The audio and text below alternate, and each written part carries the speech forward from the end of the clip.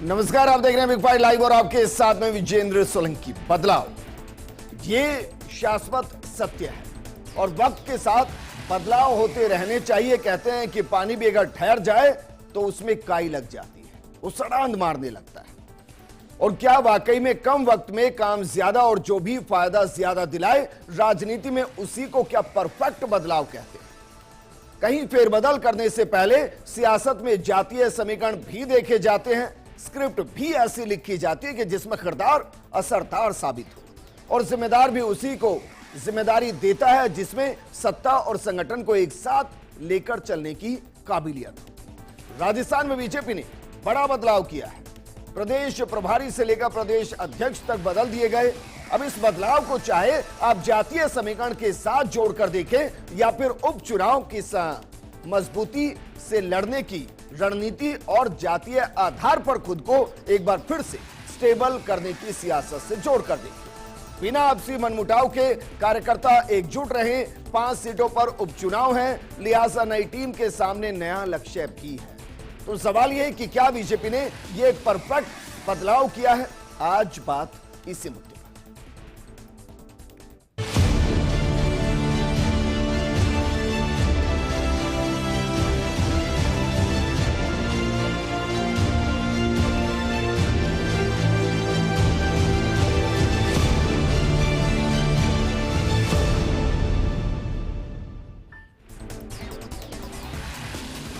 इस मुद्दे पर बात करने के लिए हमारे साथ मौजूद हैं बीजेपी प्रवक्ता लक्ष्मीकांत भारद्वाज जी, जयपुर शहर जिलाध्यक्ष कांग्रेस के नेता और बेहतरीन प्रवक्ता आर तिवारी जी, हमारे साथ राजनीतिक विश्लेषक और राजस्थान की राजनीति की नब्ज को समझने वाले मिथिलेश जैमिनी जी। शुरुआत आर तिवारी जी आपके साथ।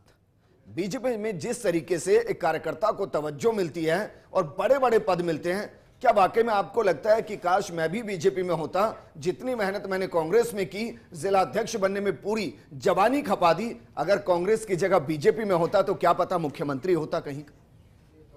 विजेंद्र, ये बात आप किरोड़ीलाल जी मीणा से पूछो, ये बात आप राजेंद्र राठौड़ जी से पूछो, ये बात आप सतीश पूनिया जी से पूछो। अरे ये तो सब भाग्य की बातें हैं, कौन कहाँ कैसे जाएगा। सवाल है कि आज भारतीय जनता पार्टी ने हमारे राजस्थान के भारतीय जनता पार्टी के प्रभारी को बदल डाला। हमारे राजस्थान के सीपी जोशी, जिनके नेतृत्व में भारतीय जनता पार्टी ने 115 उम्मीदवार जिता करके सत्ता में भारतीय जनता पार्टी को पहुंचाया था, उनको हटा दिया। ये सारे बदलाव हाबड़ तोबड़ में हो रहा। भारतीय जनता पार्टी का राष्ट्रीय नेतृत्व इस समय डरा हुआ, सहमा हुआ है। वो जानता है कि यूपी का चाहे उपचुनाव हो, राजस्थान के उपचुनाव, जहां जहां विधानसभा के उपचुनाव होने वाले हैं, वहां इनका बेड़ा गर्क होने वाला है।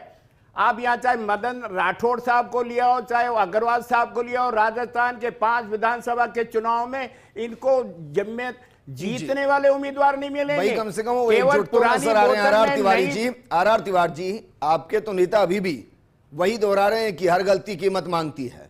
वो तो आपस में लगे हुए हैं। अभी भी नुकसान हो गया ना हमें। सही कह रहे थे अशोक गहलोत जी भी ये कहते हैं कि हर गलती सजा मांगती है, हमने सजा भोग ली।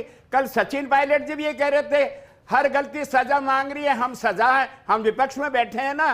तो भारतीय जनता पार्टी का राष्ट्रीय नेतृत्व जिस प्रकार से दम्भी अपना आचरण करता, तो अब की बार 400 पार। और मुझे याद है इनके जो चाणक्य, आज वो चाणक्य के बारे में आप लोग कुछ बोलते नहीं हो। देश का तमाम मीडिया कह रहा था भारतीय जनता पार्टी के चाणक्य अमित शाह, आज वो चाणक्य की कहां चलेगी? 240 पे सिमट गए पूरे भारत में। राजस्थान में कांग्रेस ने इनसे 25 में से 11 सीटें झटक ली। बदलाव तो कर रहे हैं ना भाई। अगर बदलाव नहीं है, कांग्रेस के अंदर की दिक्कत क्या है? और जो कार्यकर्ता भी मानते हैं कि भाई सेकंड जनरेशन को आगे लाते ही नहीं, जनरेशन शिफ्ट करते ही नहीं, और वेटरन लीडरशिप ने ऐसा फोकस बना दिया कि कांग्रेस में नया कार्यकर्ता फलता फूलता ही नहीं है। यही तो कांग्रेस की समस्या थी सर। लक्ष्मीकांत भारद्वाज जी, भाई इस फैसले को आप किस तरीके से देखते हैं? क्योंकि पार्टी का फैसला है, मदन राठौड़ जी प्रदेश अध्यक्ष की जिम्मेदारी संभालेंगे। राजस्थान में एक सौम्य चेहरा है, संघ से जुड़े चेहरे हैं, पार्टी से जुड़े चेहरे हैं, विधायक रह चुके हैं, उप मुख्य सचेतक रह चुके हैं, छात्र राजनीति से निकले हैं। आपको लग रहा है कि एक परफेक्ट बदलाव किया गया? देखिए विजेंद्र, भारतीय जनता पार्टी एक कैडर बेस्ड ऑर्गेनाइजेशन है और भारतीय जनता पार्टी का नेतृत्व तो बार बार इस चीज को प्रूव करता है। हमारे जितने भी प्रदेश अध्यक्ष पिछले कई सालों से 20-25 सालों से तो मैं यहाँ सक्रिय हूँ, इसलिए मैं देख रहा हूँ, उनमें से एक भी प्रदेश अध्यक्ष ऐसा नहीं है जिसने भारतीय जनता पार्टी में जीरो लेवल से शुरुआत नहीं की हो और अपने संघर्ष के दम पर, अपनी मेहनत के दम पर एक ऐसी पार्टी जो दुनिया की सबसे बड़ी पार्टी है उसमें प्रदेश अध्यक्ष जैसे मुकाम पर नहीं पहुंचे। मदन राठौड़ जी बेहद शालीन व्यक्ति हैं, जमीनी व्यक्ति हैं, 2 बार एमएलए का चुनाव जीता है, अभी हाल ही में राज्यसभा के सांसद बने हैं। लेकिन उससे पहले जो अध्यक्ष थे सीपी जोशी जी, वो भी बेहद शालीन, बेहद जननेता, 3 बार के सांसद और एक शालीन व्यक्ति यहाँ प्रदेश अध्यक्ष रह के गए। उनके पहले भी जो सतीश पूनिया जी थे, उन्होंने भी 4 साल कांग्रेस पार्टी के कुराज के खिलाफ सड़क पर संघर्ष किया था और वो भी जमीन से उठकर आए हुए नेता थे। मुझे इस बात को कहने में कोई शक नहीं है कि मैं वो गर्विला कार्यकर्ता हूं भारतीय जनता पार्टी का, जो ये बार बार महसूस करता है कि वो एक ऐसी पार्टी में है जहां पर उसकी जाति नहीं देखी जाती, जहां पर उसका पैसा नहीं देखा जाता, परिवार का नाम नहीं देखा जाता, बल्कि वो कितना योग्य कार्यकर्ता है इस आधार पर पार्टी का राष्ट्रीय नेतृत्व उसको योग्य जिम्मेदारियां देता है।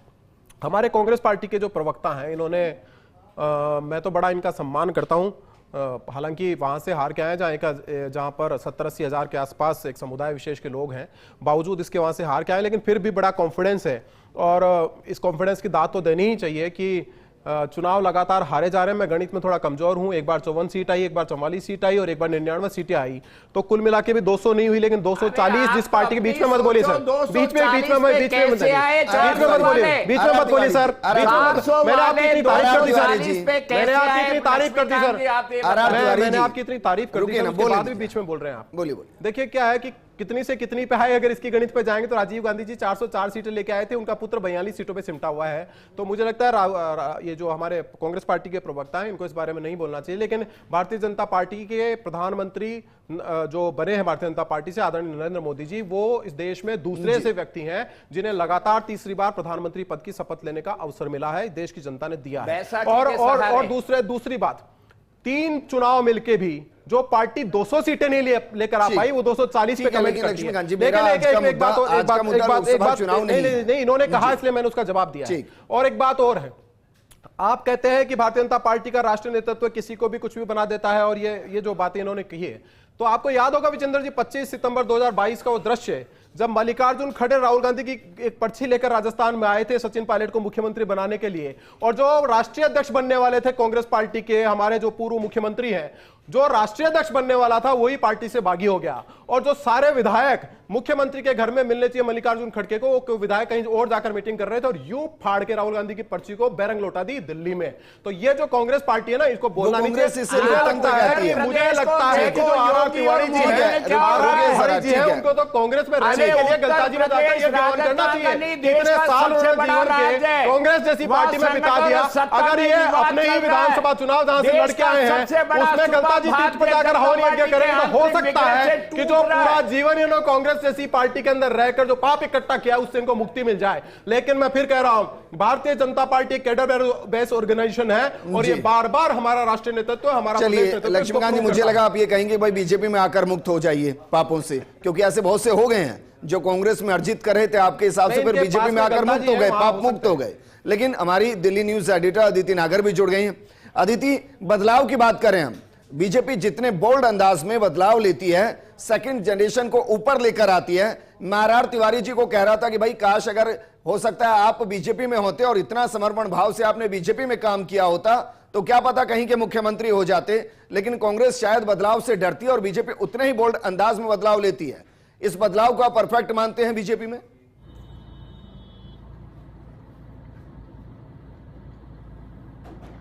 देखिए, ये परफेक्ट है या नहीं ये आने वाला वक्त बताएगा, क्योंकि भारतीय जनता पार्टी की कार्यशैली में बहुत महत्वपूर्ण चीज है चुनाव जीतना।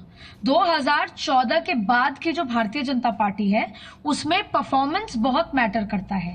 आपकी लॉयल्टी तो मैटर करती है, लेकिन लंबे समय से आप पार्टी के साथ हैं वो भी मैटर करता है, लेकिन जो सबसे ज्यादा मैटर करता है वो है आपकी परफॉर्मेंस। इसीलिए आपने देखा होगा कि 2014 के बाद की भारतीय जनता पार्टी में कांग्रेस से दूसरी पार्टियों से लोग आए हैं और बड़े पदों पर गए हैं। अब बात करते हैं राजस्थान का जो ये बदलाव है, ये परफेक्ट है या नहीं है। देखिए, कोई भी बदलाव और खासतौर पर पॉलिटिकल हो और वहां पर ऐसा समीकरण हो कि युवाओं की शक्ति तो है ही साथ में, और साथ में आपको बड़ों का एक्सपीरियंस मिल जाए, यानी अनुभवी व्यक्ति मिल जाए तो उसको परफेक्ट मिश्रण कहा जा सकता है। नतीजे पता चलेंगे जब पांच सीटों के चुनाव आएंगे, क्योंकि अंततः दो चीजें महत्वपूर्ण है, संगठन और सत्ता के तालमेल, और दूसरा 5 सीटों के नतीजे। अब देखिए, मदन राठौड़ को कौन बनाना चाहता था, नहीं बनाना चाहता था, वो हिंदू तेली समाज से आते हैं, मुख्य प्रधानमंत्री के समाज से भी आते हैं, बहुत एक्सपीरियंस है, तमाम बातें हैं, आरएसएस ने उनको पहले प्रचारक थे, तमाम चीजें हैं। लेकिन सबसे महत्वपूर्ण बात यहाँ पर एक खास है, वो ये है कि खुद मुख्यमंत्री चाहते थे कि मदन राठौड़ बने। वजह इसलिए क्योंकि मुख्यमंत्री धीरे धीरे चीजें समझ रहे हैं, और ऐसे में मुख्यमंत्री बिल्कुल जिसे बोल सकते हैं तार पे भी चल रहे हैं, उनको प्रदेश भी संभालना है, दिल्ली के डायरेक्शंस भी समझ रहे हैं, जाहिर तौर पे एक डिसिप्लिन भी फॉलो करना है, और साथ में संगठन को भी बैलेंस करना है, क्योंकि खुद वो संगठन के व्यक्ति माने जाते हैं। ऐसे में उनके पास एक ऐसा व्यक्ति चाहिए था जो दिल्ली, जयपुर, संगठन, कार्यकर्ता सबको संभाल सके। तो जहां तक परफेक्ट की बात है, ये भजन लाल शर्मा जी के लिए एक परफेक्ट कॉम्बिनेशन है। खुद युवा है, उनको घूमने का, लगातार दौरे करने का शौक है, चुप रहते हैं, ज्यादा मीडिया से भी मुखातिब नहीं होते। लेकिन वही मदन राठौड़ जो समझते हैं कि बीजेपी कैसे काम कराना चाहती है, तो उम्मीद इस बात की है कि अच्छा प्रदर्शन हो। और एक और खास बात, सीपी जोशी से जुड़े लोगों ने एक बात बताई, उन्होंने ये कहा कि सीपी जोशी 3 बार इस्तीफा पहले भी दे चुके थे कि भाई मैं ब्राह्मण हूं, 2 ब्राह्मण, खास तौर पर उस दिन जिस दिन मुख्यमंत्री का चयन हुआ। अब सबसे बड़ी बात यह है कि जो ये 5 सीटों के चुनाव है, उत्तर प्रदेश में भी परफॉर्मेंस रिपोर्ट मांगी जा रही है, और अब राजस्थान को लेकर भी दिल्ली काबिलियत में जाति कहां से आ गई? इन 5 सीटों पर कैसे नतीजे आएंगे, कौन मेहनत करेगा, ये परफॉर्मेंस माना जाएगा। भाई काबिलियत में जाति कहां से आई? अगर कोई बेहतरीन है तो क्या फर्क पड़ता है वो किस जाति से? क्या सिर्फ इसलिए बदलाव कर दिया जाए कि एक ही जाति से मुख्यमंत्री भी हैं और उसी से प्रदेश अध्यक्ष हैं? अगर काबिल हैं, टास्क परफॉर्मर हैं, रिजल्ट ओरिएंटेड हैं, तो क्या फर्क पड़ता है?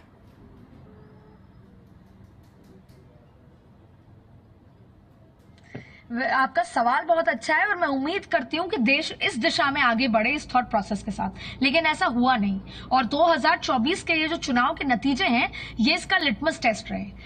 क्योंकि देखिए, आपने एक विशेष समुदाय की बात अभी हो रही थी डिबेट में, देखिए एक विशेष समुदाय ने एकजुट होकर इंडिया अलायंस को वोट दिया, लेकिन वहीं जब भारतीय जनता पार्टी जिस समुदाय के समर्थन की बात करती भी है, एक परसेप्शन है कि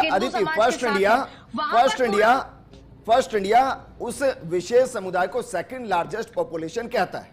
भाई वो सेकंड लार्जेस्ट पॉपुलेशन है।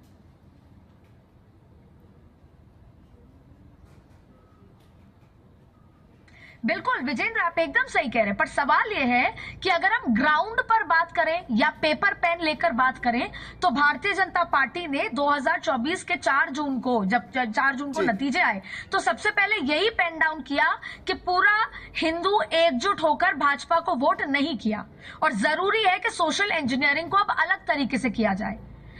और सोशल इंजीनियरिंग को करते हुए यह फैसला लिया गया कि खास तौर पर ओबीसी समुदाय को सेटल करना होगा, और भले ही वो पाली और उस इलाके से आते हैं, गुजरात बॉर्डर, वहां पर उनका बहुत इंपैक्ट है, लेकिन फिर भी जिन 5 सीटों पर चुनाव है वहां पर भी ओबीसी फैक्टर इंपॉर्टेंट है, और राजस्थान में भी ओबीसी फैक्टर इंपॉर्टेंट है, और ओबीसी फैक्टर का एक मैसेज देने की जरूरी है। और एक बात समझ लें कि चुनाव आज भी देश में जाति है कि जाति नहीं, और भारतीय जनता पार्टी जहां एक तरफ बनिए ब्राह्मण को बैलेंस करने की कोशिश कर रही है क्योंकि उन्होंने वोट दिया है, वहीं दूसरी तरफ एससी ओबीसी की पार्टी बन रही है। आने वाले दिनों में आप नियुक्तियां भी देखेंगे। आप हमारे साथ बने रहिए। मतलब जैमिनी जी इसको स्टेट पर्सपेक्टिव में समझाइए, क्या वाकई में सीपी जोशी का इस्तीफा इसलिए स्वीकार हुआ कि 2 ब्राह्मण एक बड़ी पोजीशन पे, क्या ये बड़ी वजह है?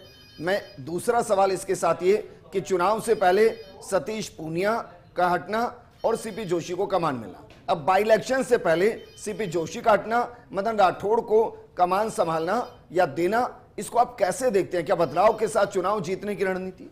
देखिए, निश्चित रूप से जो भाजपा कहती है कि हमारी एक सतत प्रक्रिया है, उसके तहत बदलाव हुआ है, और सीपी जोशी जी जो कह रहे हैं कि पहले ही इस्तीफा दे चुके थे।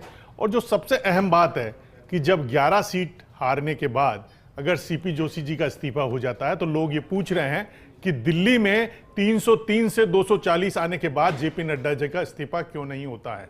ये भी एक सवाल उठता है। और दूसरा एक अहम सवाल उठता है कि पिछले दिनों घांची समाज का एक राष्ट्रीय सम्मेलन हुआ था, जिसमें प्रधानमंत्री मोदी के ब्रदर के साथ मदन राठौड़ जी ने मंच शेयर किया था।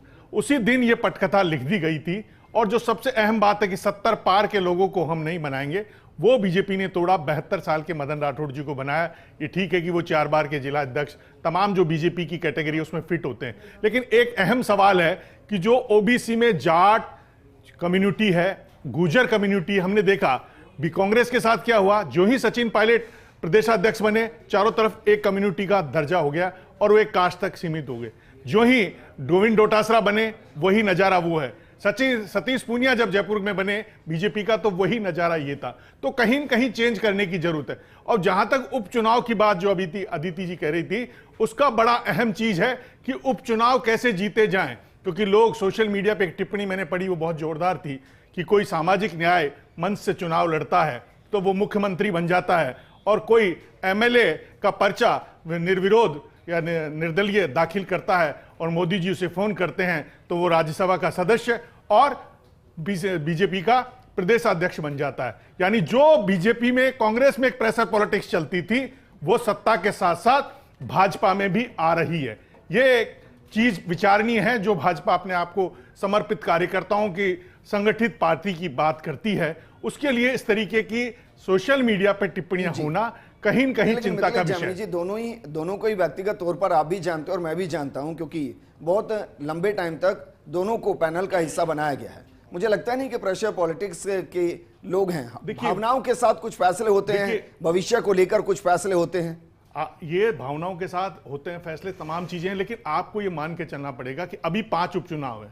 5 उपचुनाव में आप खींवसर झुंझुनू जाट बहुल्य सीट है, दौसा उनियारा देवली उनियारा ये मीणा गुर्जर बहुल सीट है, और जो एक राजकुमार रोत वाली सीट है वो आदिवासी बहुल सीट है। तो आप बताइए, उस इक्वेशन में मदन राठौड़ जी ठीक है बीजेपी के समर्पित कार्यकर्ता है, निष्ठावान कार्यकर्ता है, वहां जो पांचों पे कांग्रेस या कहें कि बीएपी का कैंडिडेट रहा है। बिल्कुल, बीजेपी के पास कुछ नहीं उनमें से। इसीलिए मैं कह रहा हूं, अगर मदन राठौड़ जी कोई मिरेकल कर दे, भाई 11 के जाने के बाद अगर सीपी जोशी जी गए हैं तो 5 अगर चले जाती है बीजेपी के, तो फिर कौन जाएगा? ये भी एक सवाल घूम रहा है। लक्ष्मीकांत भारद्वाज जी, देखिए मिथिलेश जैमिनी जी जो बोल रहे हैं, हो सकता है इनकी भावना हो, लेकिन प्रदेश की भावना ऐसी है नहीं। राजस्थान बहुत बदल चुका है और राजस्थान आज ये मानता है कि राजस्थान में जो पार्टी सरकार में है और जिसने सरकार में रहते हुए जो काम किए हैं यहाँ पे, उसके साथ राजस्थान की जनता बार बार परिलक्षित होता है।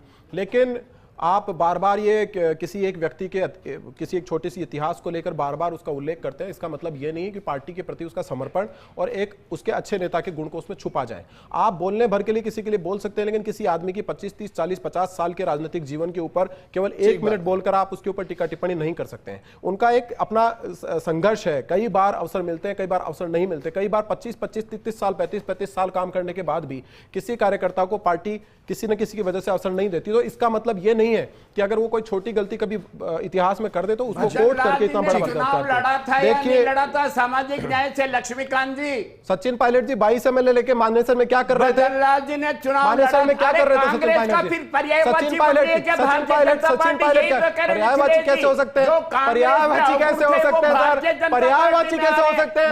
आप तो 3 चुनाव में मिलकर 200 सीटें नहीं ले पाए, हम तो 3 बार से सरकार बना रहे हैं, आप कैसे पर्यायवाची हो सकते हैं? आपकी सरकार के खिलाफ तो सचिन पायलट के पैर में छाले पड़ गए, सचिन पायलट के पैर में छाले पड़ गए, उनको नकारा निकम्मा गद्दार तक कह दिया गया। ये भारतीय जनता पार्टी में संभव नहीं आ रहा। आपकी उम्र में, आपकी उम्र से 20 साल छोटे व्यक्ति हमारे मुख्यमंत्री बन जाते हैं और आप आज भी जिलाध्यक्ष बनने के लिए संघर्ष करते हैं। भारतीय जनता पार्टी को उसमें बड़ा अंतर है। आप कांग्रेस पार्टी को ढोते रहिए, कांग्रेस पार्टी को लक्ष्मीकांत जी, भाई बाई इलेक्शन होने ही थे, अध्यक्ष के साथ चला जा सकता था, परिणाम जो भी आते उसके बाद आप अध्यक्ष बदल लेते। भाई एक अध्यक्ष आए हैं और वो 5 सीटें हैं जो कांग्रेस के पास रही हैं, बीजेपी के पास नहीं रही। देखिए वहां एक चुनौती है और जातिगत चुनौती भी है। अगर मानो वहां कुछ ऐसा होता है तो अध्यक्ष के आते ही एक तमगा लगेगा।